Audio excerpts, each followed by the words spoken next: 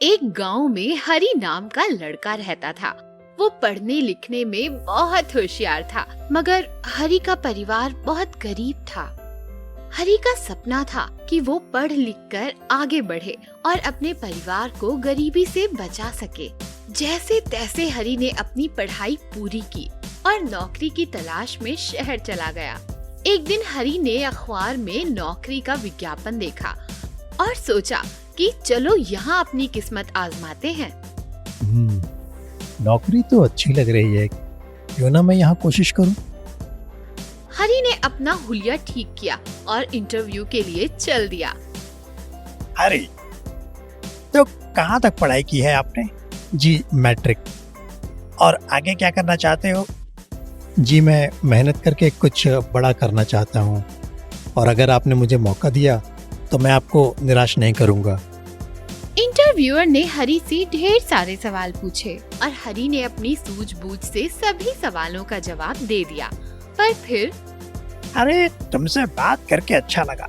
तुम एक काम करो, अपना ईमेल आईडी यहाँ लिख दो, हम तुम्हें ईमेल पर तुम्हारा ऑफर लेटर भेज देंगे। शुक्रिया साहब, पर मेरे पास ईमेल आईडी नहीं है। क्या आज के डिजिटल दौर में ईमेल नहीं? नहीं साहब, मैंने कभी ईमेल आईडी नहीं बनाया। हरी की बात सुनकर इंटरव्यूअर्स चौंक गए और आपस में बात करने लगे। प्रोफाइल तो अच्छी है पर ईमेल आईडी नहीं। जिसके पास ईमेल आईडी नहीं वो कैंडिडेट आउटडेटेड ही होगा। ये हमारी कंपनी के लिए सही नहीं है। हाँ, मुझे भी ऐसा लगता है। आपस में बात करने के बाद उन्होंने हरी को रिजेक्ट कर दिया। पर सर, सिर्फ ईमेल ना होने के कारण आप मुझे नौकरी देने से इनकार कर रहे हैं। भला ईमेल से मेरे हुनर का क्या संबंध है? सॉरी हैरी, तुम कहीं और ट्राई करो। हमारी कंपनी में तुम्हारे लिए कोई जगह नहीं है। हरी काफी निराश हुआ और वहाँ से बाहर निकला। बाहर आकर वो यहाँ वहाँ भटक रहा था। तब उसकी नजर एक बुजुर्ग पर पड़ी। उस आदमी के हाथ में एक फूलों की टोकरी थी। उसने हरी को देखा और कहा, ये फूल मुझसे ले लीजिए, मैं बहुत गरीब हूँ, मुझे थोड़े पैसे चाहिए। बेचारा बुजुर्ग फूल लेकर न जाने कब से खड़ा होगा। मैं एक काम करता हूँ, इसकी मदद करता हूँ। भैया ये फूल कैसे दिए? भाई आप जितना चाहे दे दो, मुझे बस घर जाकर अपने बीमार बेटे को कुछ खाना खिलाना है।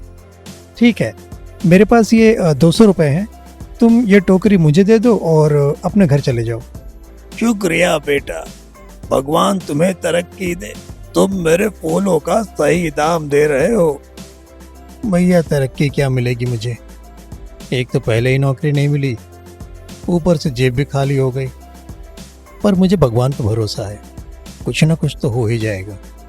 हरी इन फूलों की टोकरी को उठाकर सड़क पर चल रहा था कि अचानक सामने एक आदमी आया। भैया, क्या तुम अपनी टोकरी के फूलों का गुलदस्ता बना सकते हो? हाँ बिल्कुल बना दूंगा साहब। बच गए हैं। आज मेरी गर्लफ्रेंड का जन्मदिन है और ऑफिस की भागदौड़ में मैं उसके लिए कोई तोहफा ना ले सका। डर रहा था कि अब उससे क्या कहूंगा, पर तुम तो भगवान के रूप में सामने आ गए। चलो अब एक बढ़िया सा गुलदस्ता बनाकर दे दो।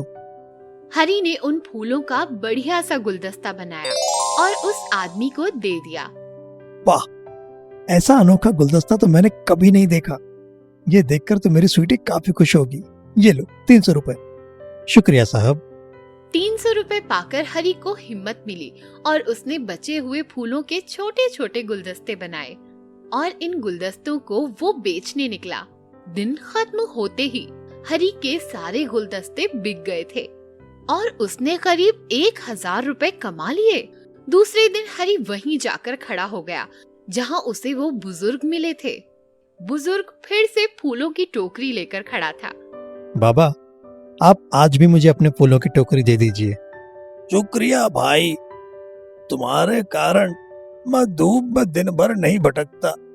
मैं अपने घर जाकर अपने बेटे का ख्याल रख सकता हूँ।